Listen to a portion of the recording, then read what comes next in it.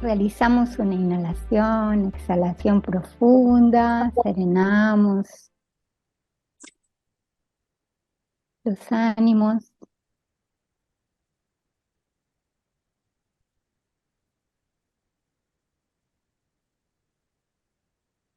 De lo ilusorio, condúceme a lo real. De la oscuridad, condúceme a la luz. De la muerte, condúceme a la inmortalidad.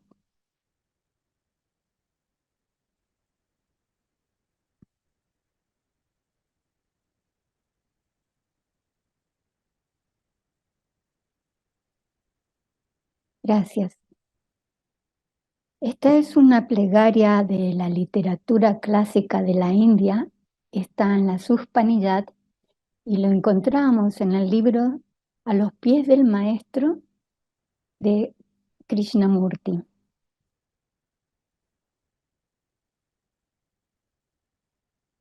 Como siempre, agradezco la convocatoria a Emilce, Martín, José Carlos y el apoyo brindado por ellos. Gracias.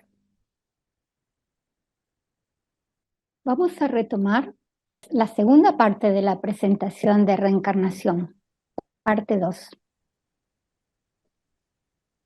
Es un pequeño repaso. Esto está basado en fundamentos de teosofía de Jinarajadasa, 1929, es decir que hace 94 años salió a la luz este libro, basado en glosario teosófico de Blavatsky, otras obras propuestas para consulta, Las vidas de Orión, del mismo autor, Jinarajadasa, Las vidas de Alcione, El hombre, de dónde y cómo viene, a dónde va, de Lesbiter y Annie Besant, y Curso básico de teosofía de Simmons.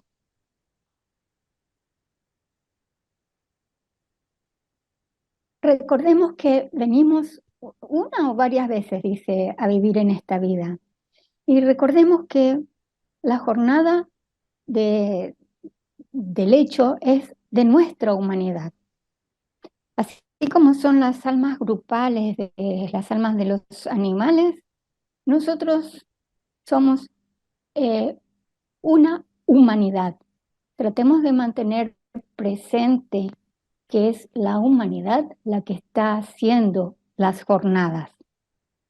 Y como un repaso, y para los que no estuvieron presentes, observen esta línea de existencia que no tiene principio ni tiene fin.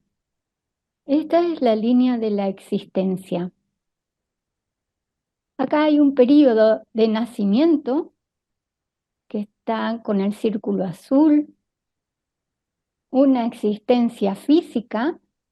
Si observamos esta sinusoide, es la parte de abajo, chiquitita. La parte de ausencia, me gusta decir ausencia al desencarnar, esto es un día de escuela, aproximadamente 70 años, un día de escuela. Luego pasamos a la morada del ego.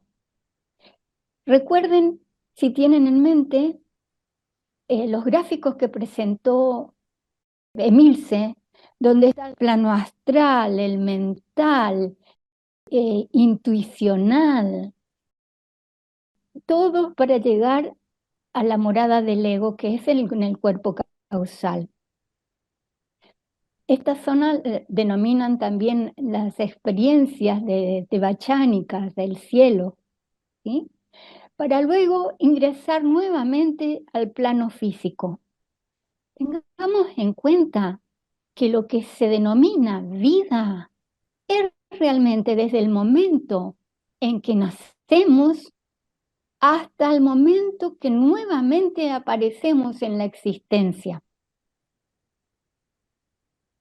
Tengamos en cuenta toda esta otra parte que está en el plano espiritual, que para los maestros de sabiduría dicen de que esta es la verdadera vida. la del plano espiritual, donde aquí se absorben, se digieren todas las experiencias que tenemos en el plano terreno. El proceso de volver no afecta en lo más mínimo al alma en el cuerpo causal. Primero se desecha el cuerpo físico y ya puede responder por su medio a los fenómenos físicos. Pero aún le quedan los cuerpos mental y astral. Luego abandona este último y no pone atención ya en los fenómenos astral y únicamente observa el mundo mental inferior. Por último, arroja de sí también el cuerpo mental y se reintegra plenamente en el cuerpo causal, sin vehículos inferiores. Véase más adelante el hombre en vida y en muerte. Una vez más se halla, por decirlo así, en su domicilio, aunque nunca lo abandonó en realidad, pues no hizo más que enfocar algo de su conciencia y voluntad a través de los vehículos de materia inferior, y los hombres llaman a esto reencarnación. Es decir, que lo que hace el alma es enfocar nuevamente su conciencia a voluntad a través de los vehículos de materia inferior. Empleó los vehículos por distintos periodos y cuando ya no necesitó de ellos los abandonó. Para el alma, lo que nosotros llamamos vida y muerte no es más que el envío de parte de su conciencia a los mundos inferiores y su retorno una vez más al suyo superior. Eso tengámoslo en cuenta. El alma lo que hace es enfocar su conciencia y su voluntad en los distintos niveles de los distintos vehículos y de acuerdo a eso va tomando experiencia. Este es de Eckhart Tolle, donde habla y dice la muerte. ¿Querés que te lo lea? Sí, podés leerlo porque tengo justo un cartel arriba. Sí. La muerte es desnudarse de todo lo que no es usted. El secreto de la vida es morir antes de morir y descubrir que no hay muerte. Eckhart Tolle. Es decir, ¿cuántas veces por distintas circunstancias de la vida, por distintas transformaciones tan profundas, hemos pasado y salimos renovados como el ave fénix? ¿Cuántas veces nos hemos desnudado de lo que realmente somos? O sea, la vida nos puso en circunstancias donde es como que nos sacaron la tabla donde estábamos suspendidas y tuvimos que volver a rehacernos nuevamente. Y decir, uy, esto no era lo que tenía planeado para mí en esta vida, en esta existencia, pero ahora tengo que volver a rearmarme otra vez. ¿Cuántas veces hemos pasado por esas circunstancias de considerar que morimos a todo eso que realmente no somos? Así nos va enseñando la vida lo que verdaderamente somos, que es nuestra esencia divina, la que nos ayuda a transformarnos. El secreto de la vida es morir antes de morir y descubrir que no hay muerte. Algunos autores hablan y dicen nuestra hermana muerte, que nos está enseñando constantemente. La naturaleza nos enseña constantemente. El tema, por ejemplo, los ciclos del día, de la noche. La salida del sol nos habla de un tiempo nuevo para vivir. Cada atardecer nos da una esperanza nueva de otro día. Así es como la naturaleza, el universo, con todas las miríadas de formas, están enseñando. Entonces continuamos. El medio de estudiar las leyes de la reencarnación es observar las almas al nacer en los cuerpos físicos, mientras viven en ellos. Cuando los desechan por la muerte, cuando más tarde se desembarazan de sus cuerpos astral y mental, y finalmente cuando se encuentran en toda su plenitud con sus cuerpos causales. Todos los incidentes de este proceso quedan registrados en la memoria del Logos, y el investigador que se ponga en contacto con ella puede observar las reencarnaciones de cualquier alma a través de los tiempos.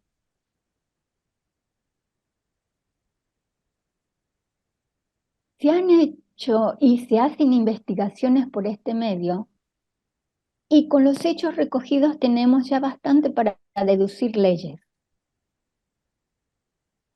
El primer hecho importante de la reencarnación es que sus leyes difieren para los distintos tipos de almas, y en una época dada no todas las almas son de igual capacidad, porque son unas jóvenes y otras viejas.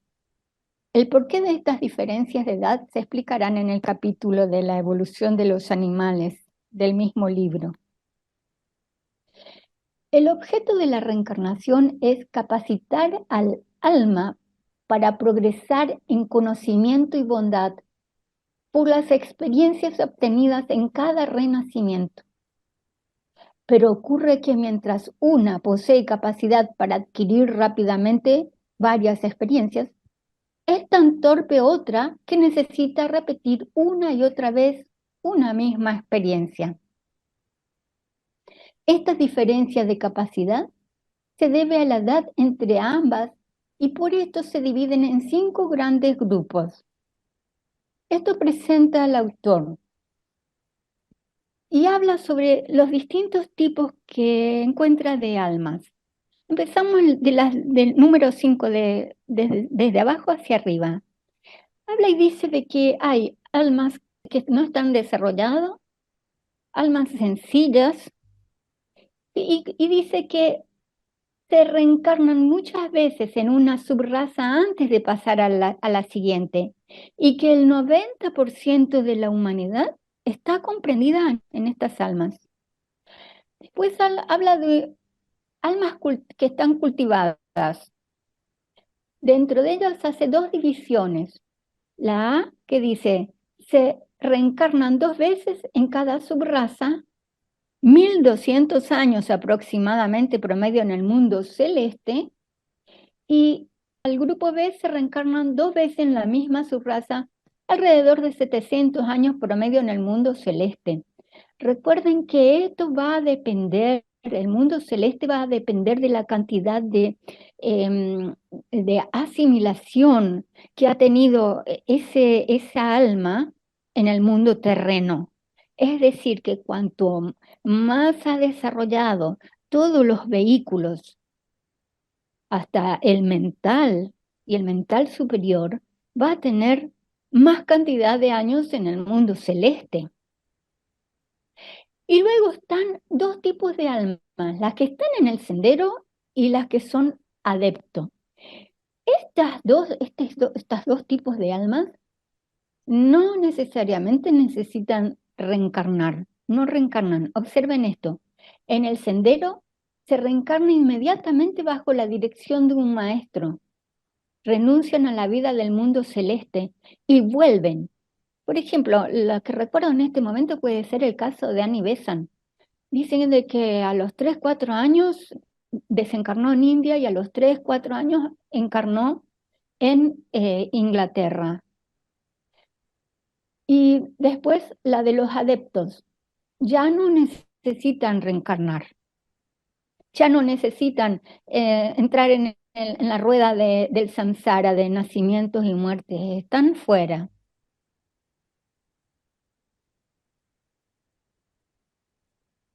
Hay preguntas ahora. Tenemos la chance de elegir en el sendero dual del destino individual de la eterna existencia? Observen qué interesante es esto. Desde la manifestación aparece positivo, negativo. Ese sendero dual va a estar siempre, espíritu, materia, van a estar siempre pujando, ¿sí? Entonces, siempre tironeados, el alma va a estar ahí tironeada, ¿sí? Entonces, ese sendero dual del destino individual para el castellano, karma en castellano vendría a ser destino, es decir, que nosotros somos los que estamos eligiendo constantemente. Y bueno, acá me gustaría compartir con ustedes eh, de Juan Viñas.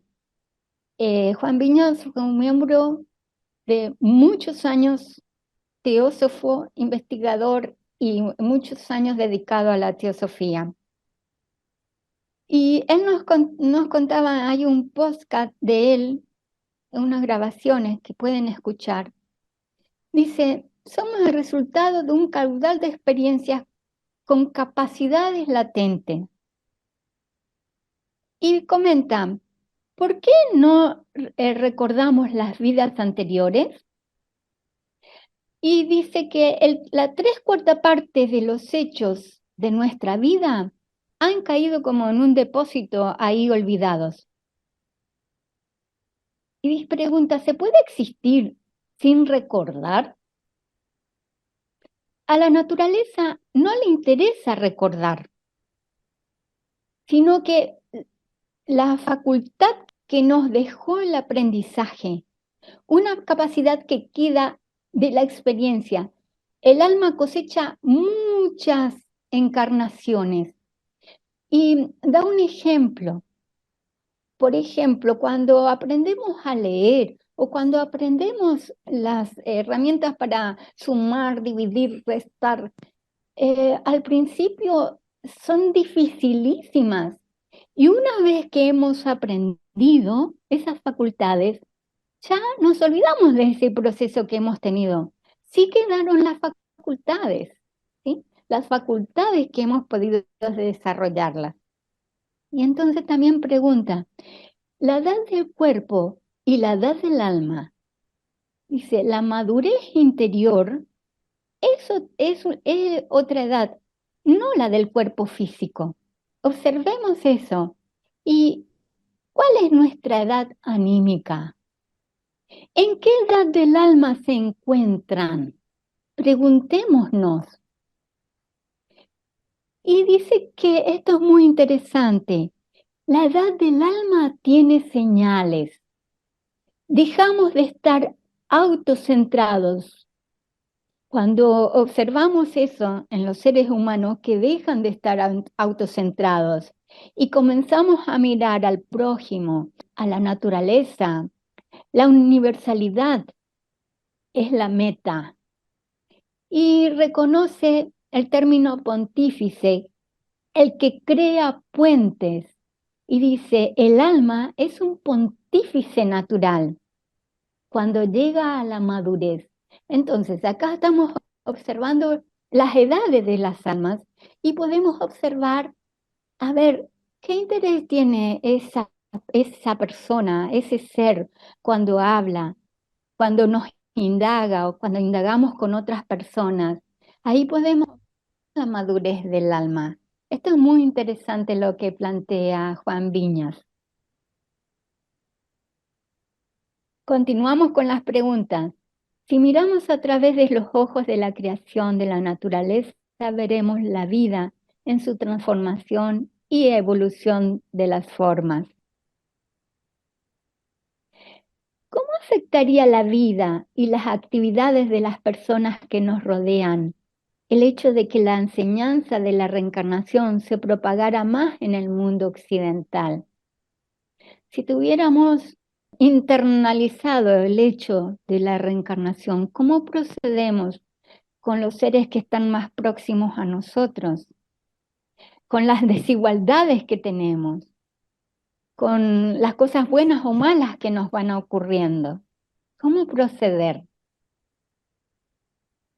Trate de recordar experiencias personales en apoyo de la reencarnación.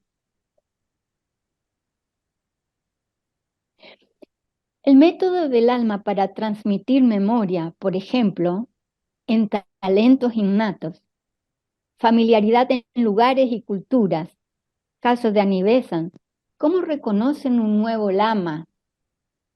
Talentos innatos, nosotros ahí observamos, por ejemplo, a niños físicamente, pero con capacidades extraordinarias, que tal vez a los 12 años son excelsos pianistas, compositores.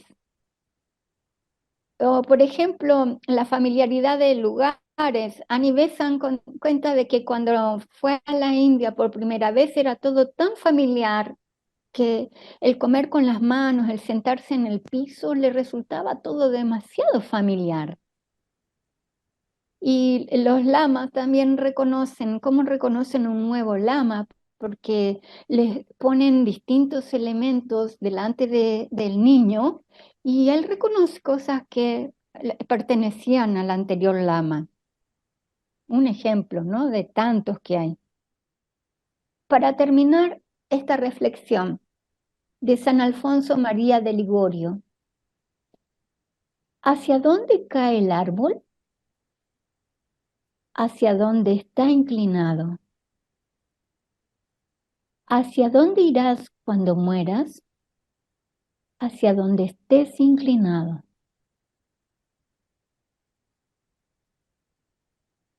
Gracias. ¿Tenés algún video? Este es uno que lo hemos pasado y creo que quedó este de aquí.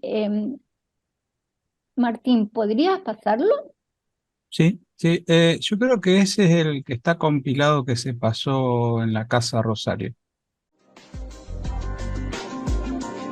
Están además los testimonios actuales sobre la reencarnación, incluyendo los científicos, como es el caso del Dr. Ian Stevenson de la Universidad de Virginia, el investigador más serio y prestigioso en múltiples casos de niños recordando vidas pasadas. Here in the Personality Studies Division, modern science is coming head-to-head with the mystical beliefs of reincarnation. Its founder is psychologist Professor Ian Stevenson. For over 40 years he has traveled the world tracking down those children who claim to be able to recall a past life.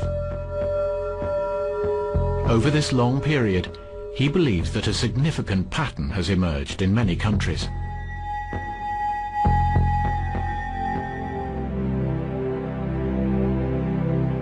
And now, one of the biggest questions of life. What happens when it's over? Heaven? Hell? Nothing?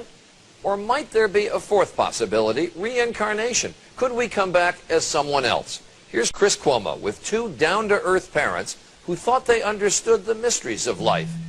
That is, until their toddler began to talk. James Leiniger is all boy, 6 years old and full of spirit. James knows a lot about planes, especially war planes. What kind of airplane is that? It's a Corsair. His parents, Andrea and Bruce Leiniger, say from an early age James would play with nothing else. He was obsessed with airplanes. If you look around the house, that's all you'll see. Airplanes, helicopters, aircraft carriers. But then, when he was 2, the planes James loved suddenly began to give him frequent and frightening nightmares. I'd wake him up and he'd be screaming and he'd always be laying on his back, kicking his feet up at the ceiling. And I'd say, baby, what were you dreaming about? He'd say, airplane crash on fire, little man can't get out. They sound like typical kiddie nightmares, but Andrea says they went on the same way for months. And Andrea and Bruce say they weren't watching World War II documentaries or conversing about military history. This is an F-18? No, that one. So what explains the nightmares and James's strange obsession with airplanes? I talked to my mom about it a lot of times. My mom had said maybe he's remembering a past life. What did you say? Politely, baloney. To them, the possibility that their little son James was manifesting signs of a former life was, well, a little out there. You know, having a past life is not the initial conclusion that you come to. You try and figure out any other way he could have Did he see anything? Has there been anything on television, anything that we've discussed? But as time went by, Andrea didn't know what to believe. Here's James at age 3, going over a plane as if he's doing a pre-flight check. He would continue to say and do things that were puzzling, like the time his mom bought him a toy airplane. And I said, oh, look, there's a bomb on the bottom of it. He said, that's not a bomb, Mama, that's a drop tank. A drop tank? I'd never heard of a drop tank. I didn't know what a drop tank was. Andrea's mother suggested she look into the work of counselor and therapist Carol Bowman. Bowman has written 2 books, both supporting the proposition that sometimes the dead can be reborn. We are taught from a very early age in this culture, in the Judeo-Christian culture, that reincarnation doesn't exist. Once you observe this in a child, and the evidence is very compelling, you have to open up to another explanation for what is going on. Bruce was deeply skeptical. He said there has to be a logical explanation. I don't believe in past lives. I don't believe in this stuff.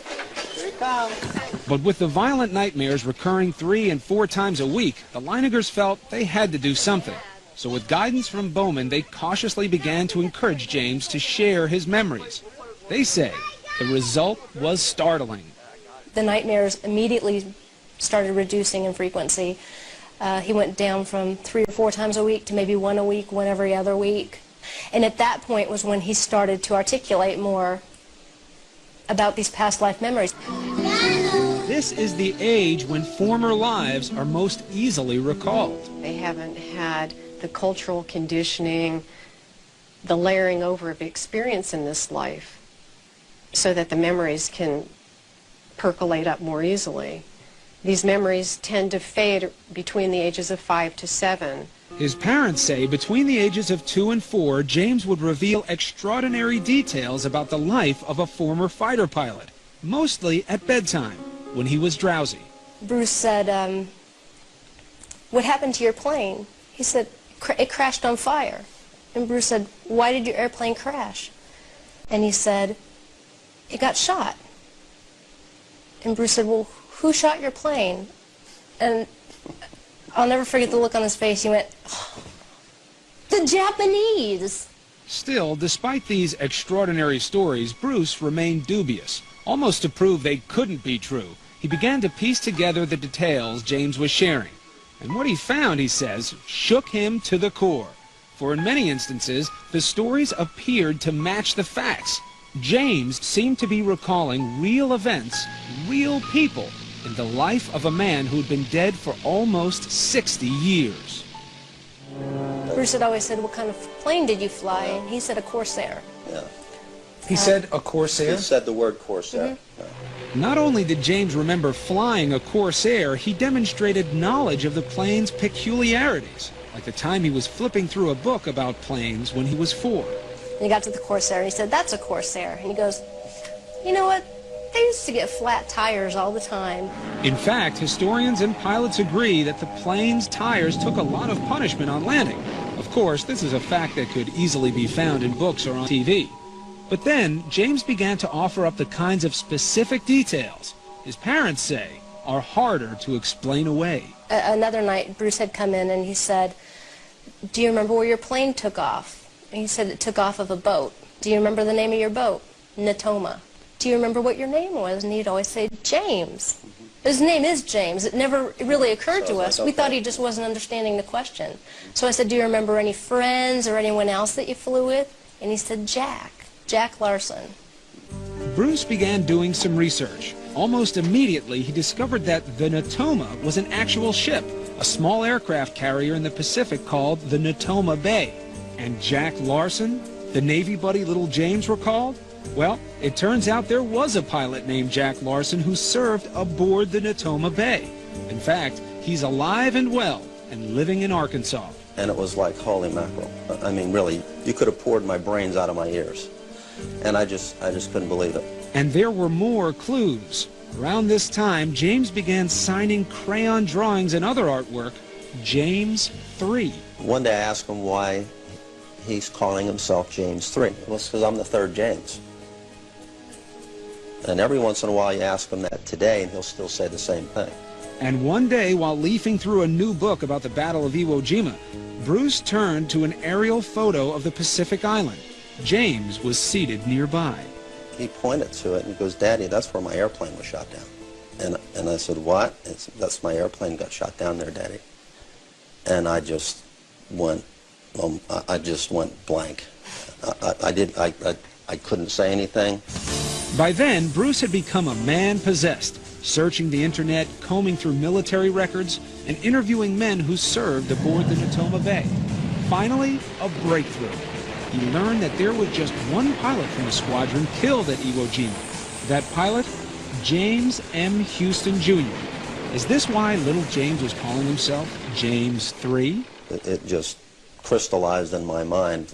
This has to be who we're talking about. You know, my meter of skepticism was starting to go over toward belief. When little James would describe being shot down, he told of how his plane had sustained a direct hit on the engine. We had an airplane, and I said, "Well, can you show me where it was?" And he pointed right up to the front of the engine.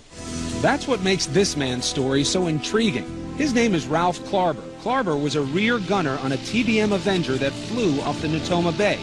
On March 3rd, 1945, he took part in a raid near Iwo Jima. As it happens, Klarber's plane was right next to the one flown by James M. Houston Jr. It was to be Hugh's last mission before leaving for home the following day. As Klarber recalls, the sky was thick with enemy flak. We experienced pretty heavy anti-aircraft fire, but this was the most intense that I experienced at any time. Suddenly, a flash near the nose of Houston's plane. I saw the hit. I would say he was hit head-on, yeah, right on the middle of the engine. Just as little James had described it. Columbus, Ohio native Leo Pyatt served on the ship. Oh, yeah, I remember those people. Yes, there was a Jim Houston, a rather large shell. Just hit him in the engine, and it burst into flames and went down. It was all real. James Houston, born and raised in the Midwest, was shot down over Chichi-jima, Japan. The Leiningers were speechless again when James met Natoma Bay veterans and recognized them by name. You're Bob Greenwald. I'm serious. He'd never met Bob Greenwald. No, he'd never met him before. They tracked down James Houston's sister, Ann. And he goes, "It's not Ann, it's Annie. She wasn't my oldest sister. I had an older sister than that." And I said, "You did? Who was that?" And he goes, "Ruth. I mean Ruth." Eddie is what they called me when I was little. Knowing my name and my sister's name, things that my brother did when he was a kid. It's too amazing to describe. And when we spoke to them via Skype, they shared one specific story involving James Houston's mother. Annie had sent James the picture that her mother had painted of James Houston. And when James got it, he called Annie to thank her, and he said, "Where's the one Mom painted of you?" And so she went and found it and sent a copy, and later on she told us that no one in the world except her brother and sister knew that there was an identical picture of Annie when she was the same age. What do you believe now about your son James? I believe that he had a past life. I believe that in his past life he was James M. Houston Jr. And he came back because he wasn't finished with something. And that's essentially what I believe. Dear Bruce and Andrea. And he's not the only one. All of this is still overwhelming. I can only imagine how it has affected you. But I believe, with my love to you, Anne, the child was so convincing and coming up with all these things that there's no way in the world he could know, unless there is a spiritual thing. Do you ever rack your brain and say, "Gee, I hope I didn't say anything or do anything that put this in James' head"? Do you ever question yourself still or no? No, because we're talking to a 2-year-old. You know, I mean, what am I going to do? Sit him in a corner and say, "Listen, now we're going to concoct this elaborate scheme, and you're going to imagine that you went through those things." I knew what he watched on television. I knew what stories I read to him. I'm a protective, first-time Southern mother. There was no other place he could have been getting this information. Whether you believe in reincarnation or not, it's about the eternal life of the human spirit. That's right. And that's something God promises to us. There is something else out there after this. It's not over when you die. James's vivid recollections are starting to fade as he gets older, but among his prized possessions are two gifts sent to him by pilot James Houston's sister, a bust of George Washington and a model of a Corsair aircraft. They were among the personal effects of James Houston, sent home after the war. Do you feel differently about James? Has this changed your relationship with him? No. We have always felt that he's a special little boy because he's our son. He appears to have experienced something that I don't think is unique, but the way it's been revealed is quite astounding. It doesn't change how we think. I don't look at him and say, that's not my son, that's someone else. That's my boy. Good one. It might be a natural assumption that it's just Buddhists and Hindus who believe in reincarnation, but would it surprise you to know that 1 out of every 4 Americans, Christians and Jewish alike, believe that souls do return again in different bodies?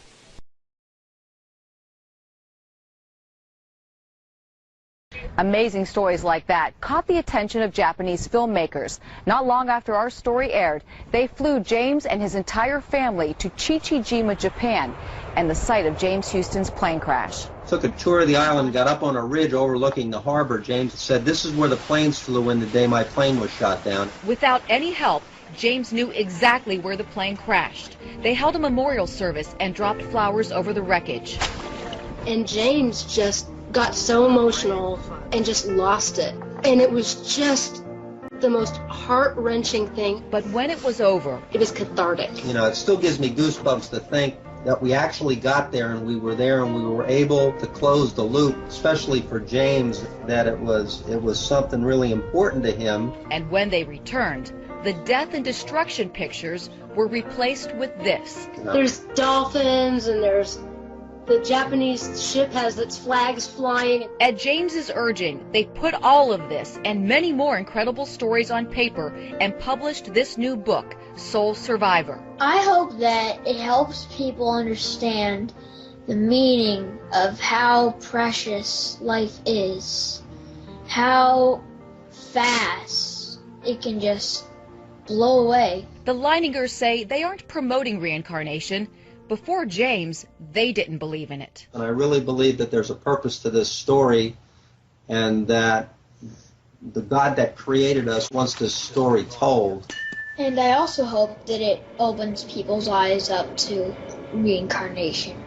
You do? Yeah, I hope it opens people's eyes up to the fact that reincarnation can happen. It is a possibility. It's not a lie.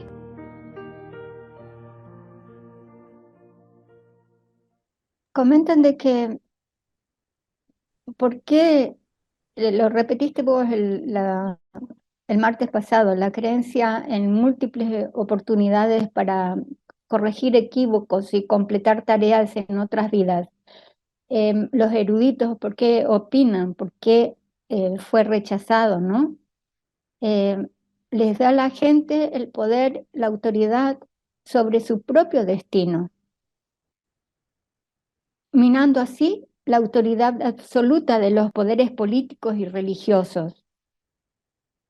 Y bueno, utilizaron la condenación del infierno y la condenación eterna, ¿no? Aprovecharon para todo eso, para someter al hombre. Quiero compartir algo con respecto al crecimiento del alma a través de la reencarnación, y que es de Shinara Hadassah en el prefacio de Las vidas de Orión, y dice así: aquí se presenta la serie de vidas genuinamente humanas, con luchas, pasiones, fracasos, triunfos y sufrimientos, goce, amores, al actuar entre dos atracciones, la espiritual y pasional. Continúa diciendo, y esto es en 1924-1926, tuve yo el privilegio de residir en aquel encantado y encantador invernadero espiritual de almas que se llama Adyar en Madrás, como alumno en un encuentro de estudio. Entonces oí decir a la doctora Annie Besant que estos relatos de vidas anteriores que ella y el señor Lesbiter veían que habían dictado a base de sus propias facultades clarividentes, no habían recibido aprobación unánime de todos los miembros de la Sociedad Teosófica, ni mucho menos de parte de los científicos materialistas. Sin embargo, añadía, son correctos y recomiendo a ustedes su lectura para que comprendan mejor la ley del karma y muchos datos de la prehistoria del mundo. Continúa Jinarajadasa. Entre los egos cuyas vidas anteriores han sido examinados, Orión se destaca en mi mente por una característica especial. Es un ego fuerte, con mucho poder de voluntad y determinación, pero parece que no aprende fácilmente de sus errores. Y bueno, así es. Este es el tema de es el alma el que viene a ser el aprendizaje.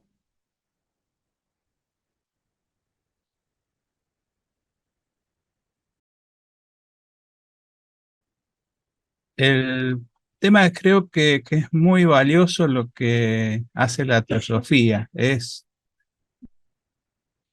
el hecho de estudiar comparativamente, que te va dando indicios y certezas sobre ciertas cosas. Poder corroborar algunas cosas porque uno encuentra que en distintas religiones o en distintas filosofías antiguas, uno encuentra el mismo patrón, la misma enseñanza. Y por otra parte, hay cosas que se encuentran en un lado y en otras no, pero que sí pueden complementar esto que estamos corroborando. Yo creo que eso es lo más valioso que aporta la teosofía en el momento que se da al mundo, ¿no? Que es una herramienta valiosísima.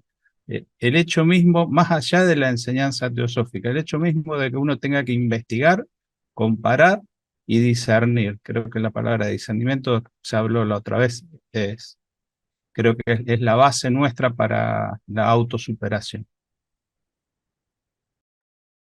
Emilce, ¿podrías hablar un poquito sobre Orión, sobre las 24 vidas de Orión? ¿Vos que leíste el libro? Sí. Sí, es muy interesante el libro, es un libro pequeño, es fácil de leer porque es todo historias. Y Leadbeater lo que dice ahí que lo ¿por qué toma esa vida? Justamente porque es un poco lo que vos decís, es un ego que transita muchas vidas, primero torciendo el rumbo, digamos, equivocado, digamos, cometiendo errores graves, se nota cómo va funcionando el karma y cómo los tiene que ir pagando luego en otras vidas. Y también porque él en algunas vidas se asocia con un grupo de almas que lo ayudan, que serían almas que están en el lado de la luz y que lo ayudan, y otras veces no, le toca con almas que no lo pueden ayudar, porque también ellas están haciendo o cometiendo errores o no sean demasiado evolucionadas. Pero es interesante seguir y cómo además, cómo se van relacionando las almas, digamos, porque le ponen un nombre y a veces encarna como hombre o como mujer y utiliza nombres creo que de planetas para identificar las distintas personalidades. Además, porque muchas de esas personalidades eran en ese momento miembros de la sociedad teosófica de ese momento y como encarnamos en grupo, se dice que encarnamos en grupo, se relacionaban y para no hablar de quién se trataba, había un nombre así de planeta, ¿no? Pero realmente a mí me resultó apasionante. Y además se ve cómo funciona el karma.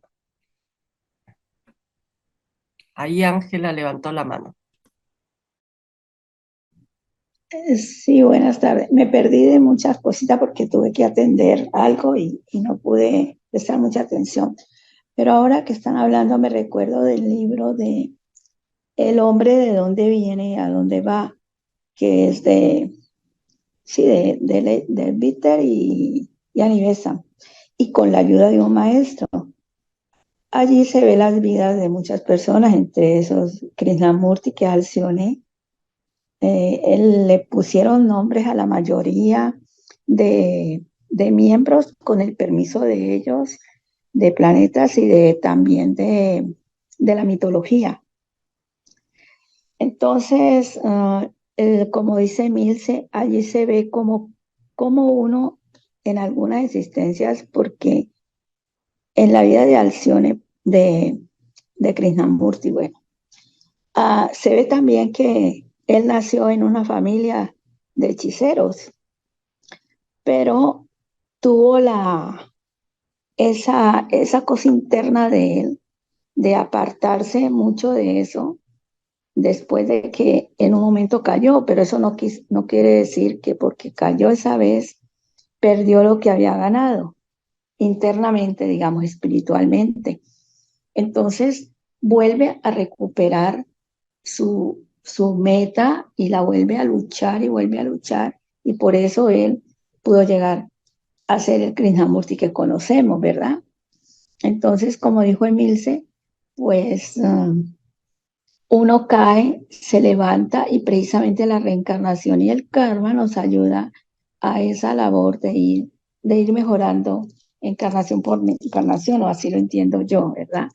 Entonces, es importante que nunca nos desanimemos ni nos dejemos que porque cometí un error tal vez, como cuando comíamos carne, pongámoslo así, ¿no? Entonces, llega dejarnos abatir por ese peso, no.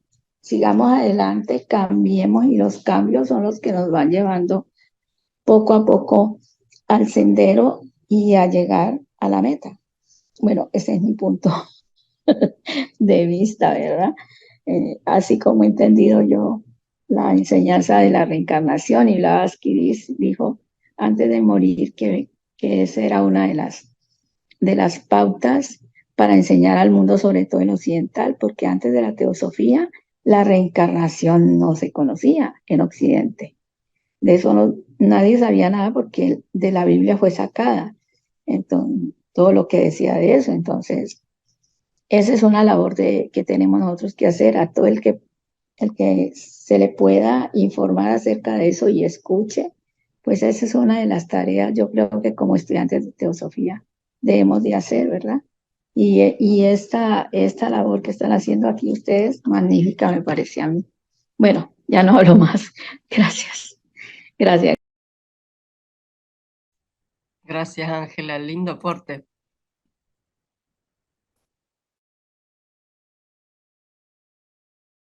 Ahí estoy viendo a Vilma y después Andrés levantó la mano. Gracias, Emilce, muchas gracias. Muy linda la charla. Muchísimas gracias otra vez, Miriam. Lanzaste una pregunta en medio de la presentación, y la pregunta dice, bueno, no la voy a decir literalmente, pero algo como, ¿cómo afectaría a la vida y las actividades de las personas que nos rodean? Estamos hablando de ahora, del aquí a ahora. El hecho de que esta enseñanza de la reencarnación se propagara más en el mundo occidental. Muy, muy linda la pregunta, muy interesante, y bueno, realmente podríamos pasar mucho tiempo hablando sobre esto. Bueno, la única cosa que quisiera decir muy, muy, muy, muy cortita fue que cuando me encontré con la teosofía, y realmente fue así un enamoramiento increíble, una de las cosas que más me atrajo fue precisamente esta de la reencarnación. Resonó pero tan fuerte. Bueno, pero eso es anecdótico, digamos. Lo que quisiera para relacionar con esta pregunta es pedirle a Martín, por favor, me quedé en la reunión anterior con un comentario que él lanzó o una pregunta, creo que fue más bien un comentario, que decía que en Occidente, algo así, Martín, corrígeme por favor si me equivoco, y quisiera que si pudieras, por favor, hacer un paralelismo entre esta pregunta lanzada por Miriam y tu comentario. Decía que el desconocimiento, más o menos, de esta ley de la reencarnación en Occidente hizo que de alguna manera diera pasos más hacia adelante, que avanzara más que Oriente. Esto podríamos relacionarlo con esto. Y entiendo un poco por qué lo dijiste. O sea, yo me quedé con lo que dijiste y dije, ay, si esto lleva mucho, me resonó, ¿entiendes? Pero quisiera, por favor, si pudieras relacionar eso que dijiste con la pregunta que nos ha lanzado Miriam. Muchas gracias, Martín. Sí, yo lo que había planteado que es como un efecto secundario. Esta cuestión, a veces pensamos que las ideologías o las creencias no afectan nuestro desempeño en el mundo, y sin embargo sí. Este tema de la reencarnación justamente estamos tratando eso. Y como un efecto secundario de haber quitado la doctrina de la reencarnación, se vio que la gente, al estar convencida de que tiene una sola vida, trata de hacer todo lo que puede, pero orientado siempre a lo material, o sea, conseguir y disfrutar. Y el dicho es muy común esto: disfrutemos de la única vida que tenemos. Y bueno, eso hace que traten de conseguir cosas materiales para poder tener ese disfrute, y es toda una cadena. Pero todo eso llevó a un progreso muy rápido de la sociedad occidental, en todos aspectos, ¿no? Pero especialmente en lo material. En el otro lado, en lo que sería Oriente, produjo el efecto contrario a través del tiempo. La gente dice, bueno, ¿para qué me voy a esforzar? O sea, la naturaleza tamásica nuestra, ¿no? Dice, ¿para qué me voy a esforzar? Si, bueno, no lo consigo en esta vida, lo voy a conseguir en la próxima. Y como que no hay necesidad, entre comillas, de avanzar rápidamente. Y eso hizo que también, desde el punto de vista material, la gente dejara de también no tener aspiraciones, porque como que no es una necesidad para el progreso del alma, la cuestión material. Bueno, toda una serie que todo eso lo hace la mente. La mente, a partir de una idea, empieza a crear conceptos y hace que la gente actúe de determinada manera. Me parece importante lo que vos decías, Vilma, a partir de esta pregunta: ¿qué hubiera pasado si Occidente hubiera seguido con el mismo concepto? Creo que ahí empiezan a jugar otras cuestiones, porque una de las cosas que yo he notado es que quizás los pueblos más progresistas, así entre comillas, de los que se han volcado más hacia desarrollarse tanto espiritual como materialmente, no han seguido directamente la línea cristiana.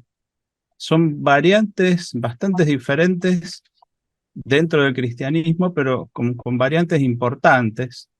Y me parece que no sé si hubiera afectado tanto en esos casos. En los otros casos sí, posiblemente nos hubiéramos contagiado, entre comillas, de esa actitud de lo que es una parte de Oriente. Pero en otros casos no, hubiera habido menos naciones quizás que se hubieran desarrollado tanto, lo cual hubiera sido un problema también a esta altura.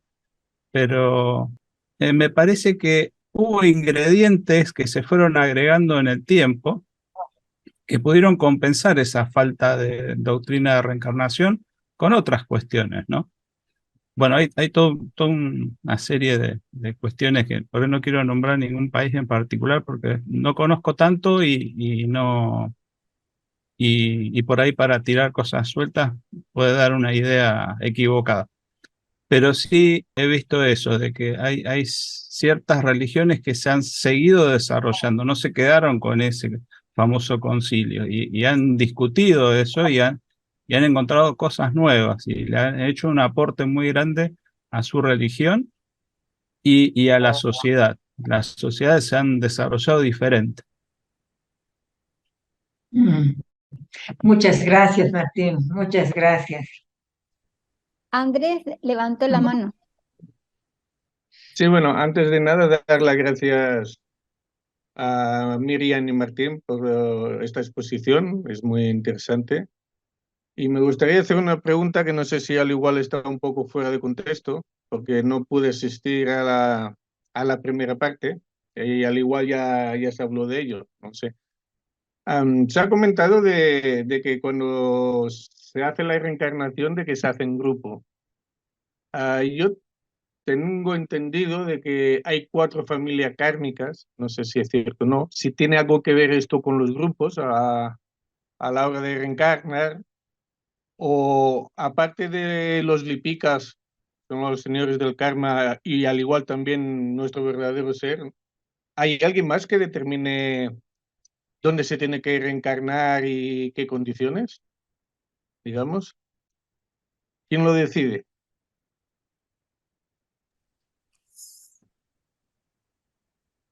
Desde lo que yo sé, y en mi opinión,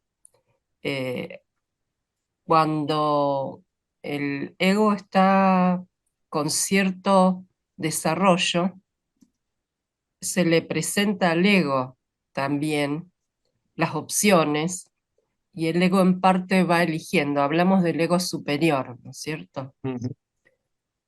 No sé si en esta etapa de desarrollo el ego puede hacer una elección completa. Yo creo que no, pero hay los lipica y debe haber, esto es una elucubración mía, seres, digamos, que ayuden en toda esa tarea que es la de encarnar y preparar una nueva encarnación, y además cómo juntás con las otras almas que tienen deudas entre sí, como quien dice, o que tienen que corregir lo que hay, porque de última los lazos de amor y de odio unen, o sea que nos vamos a volver a encontrar.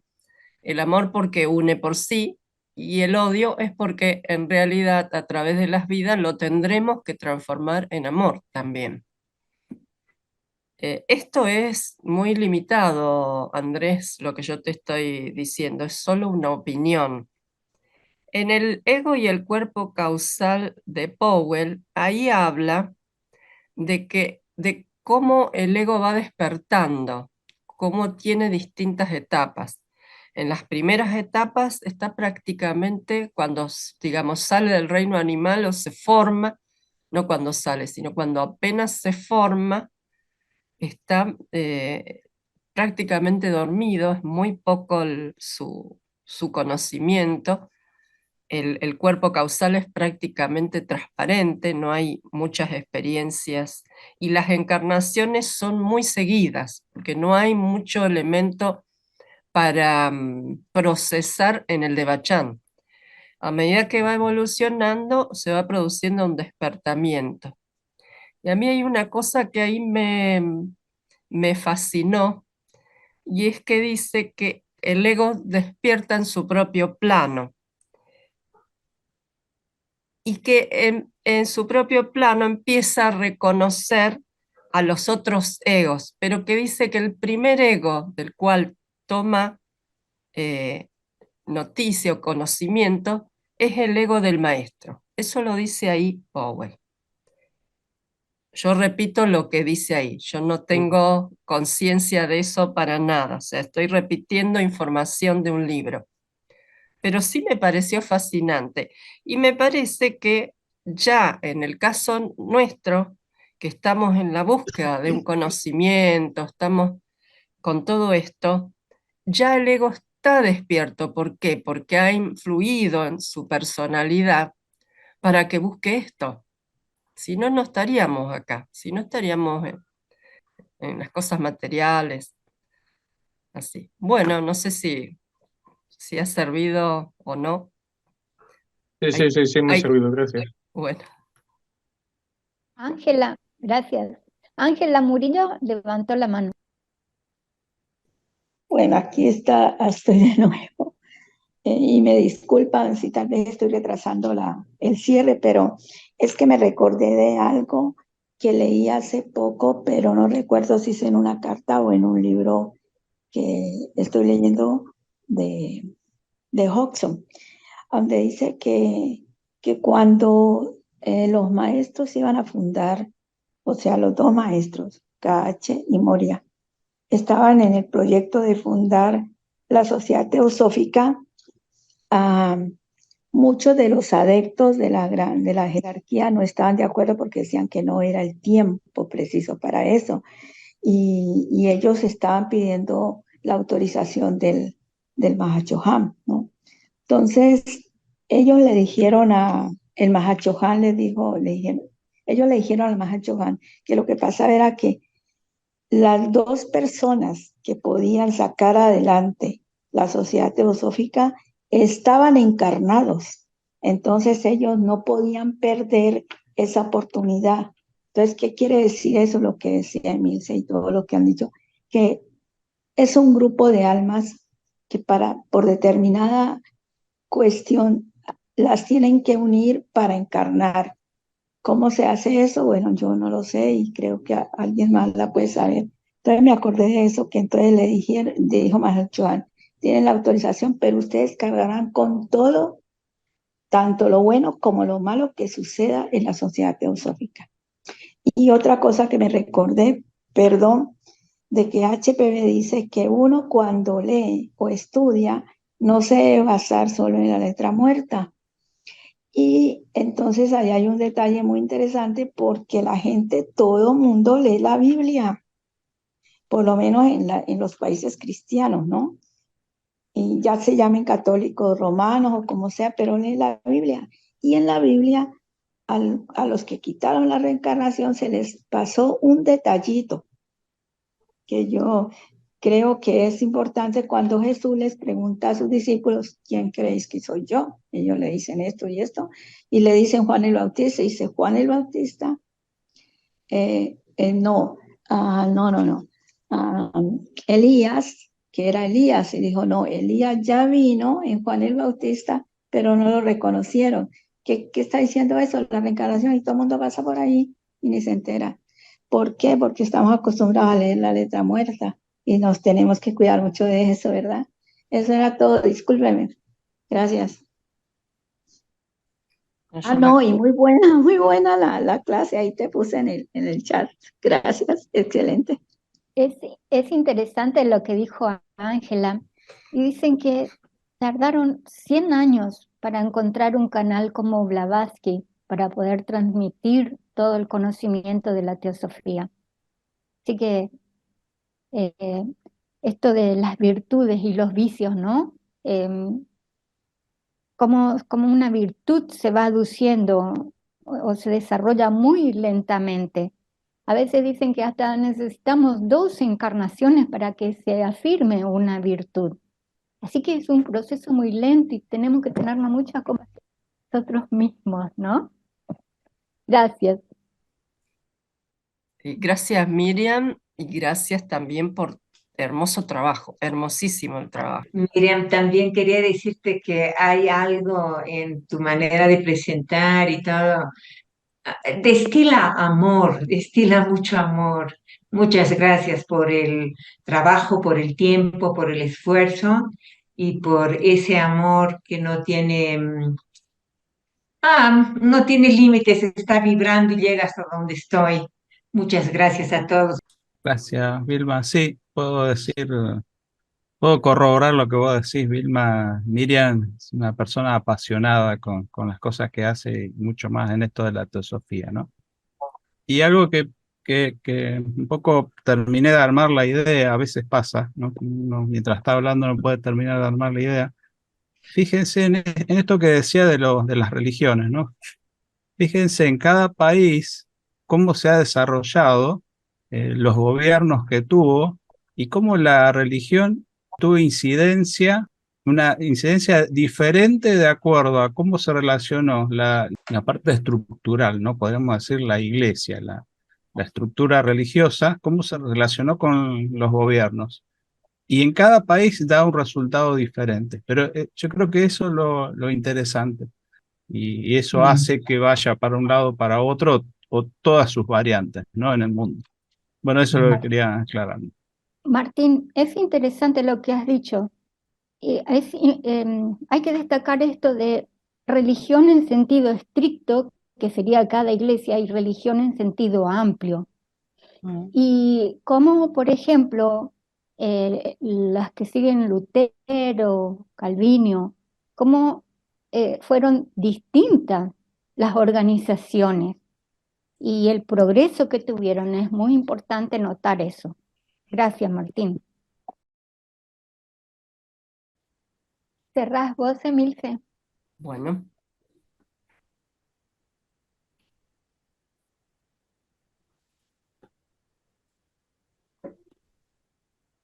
Nos ponemos con la espalda derecha. Oh vida oculta que vibras en cada átomo. Oh luz oculta que brillas en cada criatura. Oh amor oculto que todo lo abarcas en la unidad. Que cada ser que se sienta uno contigo sepa que por lo tanto es también uno con todos los demás.